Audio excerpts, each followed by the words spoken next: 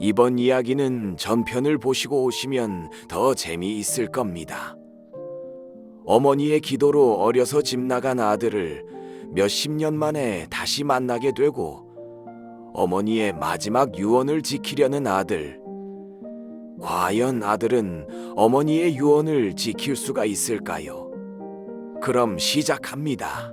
어느 날 러시아에 한국에서 유명한 목사님이 오셨다는 소식을 들었습니다. 왠지 그분을 꼭 만나야겠다는 생각이 들었지요. 어머니의 약속이 떠올랐습니다.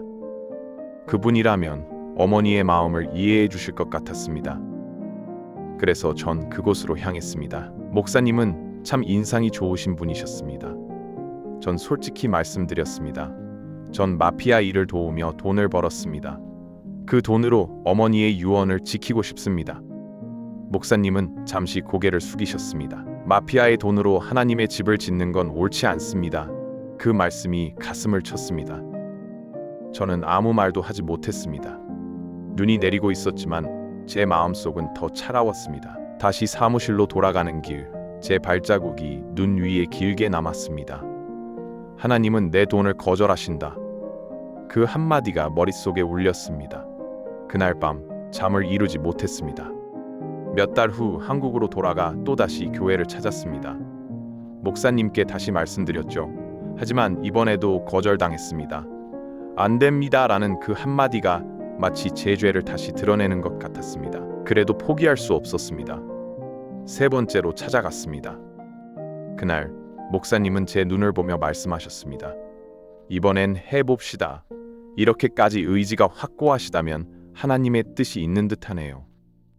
그 말에 제 눈가가 젖었습니다. 그렇게 어머니와의 약속이 조금씩 현실이 되기 시작했습니다. 교회 설계는 목사님의 지인 프랑스 건축가 교수님이 맡기로 했습니다. 모든 것이 기적처럼 이어졌습니다. 목사님은 프랑스에 살고 있는 친구분의 아들인 건축가에게 연락하셨습니다. 그 건축가는 어려서부터 재능이 뛰어나다는 걸 아셨다고 합니다. 30대의 프랑스 대학 교수가 될 정도였으니까요. 그 건축가는 어릴 적 프랑스로 이민 간 분이었습니다. 어느 날 성당의 아름다움을 보고 눈물을 흘렸다고 합니다. 하나님, 저도 언젠가 당신의 성전을 짓게 해주세요. 그 약속이 이제 현실이 되고 있었습니다. 그는 어린 날의 기도를 지키려 했습니다. 그는 비행기를 타고 단번에 블라디보스토크로 왔습니다. 540그루의 홍송이 창고에 쌓여 있었습니다. 그 나무를 만지는 순간 눈물이 났다고 합니다. 이 나무로 하나님의 집을 짓자. 그는 그렇게 설계를 시작했습니다. 그는 도면을 그리기 전에 늘 기도했습니다. 이 건물이 사람의 영혼을 세우게 해주세요. 그의 연필은 한 줄 한 줄 기도의 선이 되었습니다. 그렇게 교회의 모습이 완성되어 갔습니다. 눈 내린 아침, 첫 삽을 떴습니다. 목사님이 기도하시고 제가 삽을 들었습니다. 이곳이 하나님의 집이 되길. 손끝이 시렸지만 가슴은 따뜻했습니다. 어머니의 기도가 이제 땅에 닿은 순간이었습니다. 바람이 거셌지만 공사는 멈추지 않았습니다. 철근이 세워질 때마다 어머니의 손길이 느껴졌습니다. 이제 정말 교회가 서는구나. 하늘을 올려다보니 눈이 녹고 있었습니다. 그건 축복의 눈물 같았습니다. 540그루의 홍송이 현장으로 들어왔습니다. 향기가 공기를 가득 채웠습니다. 건축가는 손으로 나무를 어루만졌습니다. 이 나무는 살아있습니다. 그 말에 모두의 눈시울이 붉어졌습니다. 벽이 하나씩 세워졌습니다. 교회의 모양이 드러날수록 가슴이 벅차올랐습니다. 어머니, 이제 정말 교회가 지어지고 있습니다. 목사님은 제 어깨를 두드리셨습니다. 이건 단순한 건물이 아니오. 기도의 열매입니다. 눈보라가 몰아쳤지만 작업은 계속됐습니다. 사람들은 손이 얼어붙을 만큼 추워도 멈추지 않았습니다. 이건 돈으로 하는 일이 아니지요. 누군가 그렇게 말했습니다. 그 말이 제 마음을 울렸습니다. 드디어 십자가가 올려졌습니다. 모두 숨을 죽였습니다. 그 순간 바람이 불고 햇살이 스며들었습니다. 마치 어머니가 미소 짓는 듯 했습니다. 저는 조용히 눈을 감고 기도했습니다. 내부에 빛이 들어왔습니다. 홍송의 결이 그대로 살아 있었습니다. 건축가는 눈시울을 붉히며 말했습니다. 아이 때 기도했던 그 성전이 바로 이겁니다. 그의 기도와 나의 기도가 한 곳에서 만났습니다. 헌당식 날이 밝았습니다. 이른 새벽부터 눈이 소복이 내렸습니다. 세 사람이 함께 리본을 잡았습니다. 가위가 닫히는 순간 모두 눈물을 흘렸습니다. 그 눈물 속에 어머니의 미소가 비쳤습니다. 교회는 붉은 빛으로 반짝였습니다. 540그루의 나무 하나하나가 찬송처럼 울려 퍼졌습니다. 사람들은 노래했습니다. 주께 영광을 돌리세.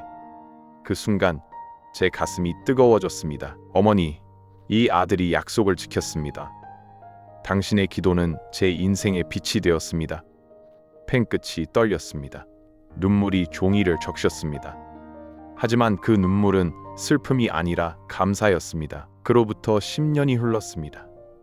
교회는 여전히 붉은 빛으로 빛나고 있었습니다. 한국 곳곳에서 이 교회를 보러 사람들이 찾아왔습니다. 그들은 나무 냄새 속에서 평안을 느꼈습니다. 저도 그 평안 속에 서 있었습니다. 본당 안에는 여기저기서 이 아름다운 교회를 보기 위해서 많은 분들이 오셔서 구경도 하고 기도도 하셨습니다. 그리고 어떻게 이렇게 아름다울 수가 있어? 라고 감탄을 하셨습니다. 교회 벽엔 현판이 걸려 있습니다. 어머니의 기도. 그 글씨를 손끝으로 더듬었습니다. 마치 어머니 손을 잡는 것 같았습니다. 그 온기가 아직 제 손에 남았습니다. 이제 이 자리에 앉으면 세상 모든 소리가 멀어집니다. 어머니가 제 곁에 계신 것 같습니다. 기도는 끝나지 않았습니다. 그건 사랑의 또 다른 이름이니까요. 노을이 교회를 덮었습니다.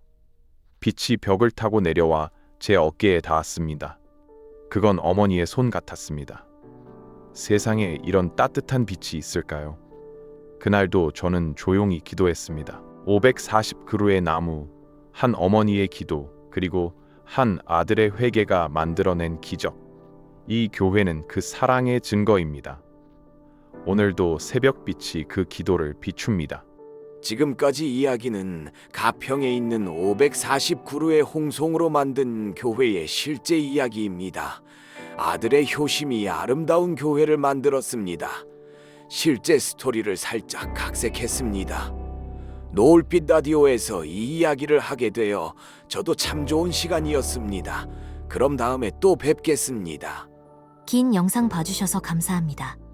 구독과 좋아요는 다음 영상을 만드는 데 큰 힘이 됩니다. 다음엔 더 좋은 영상으로 찾아뵙겠습니다. 노을빛 라디오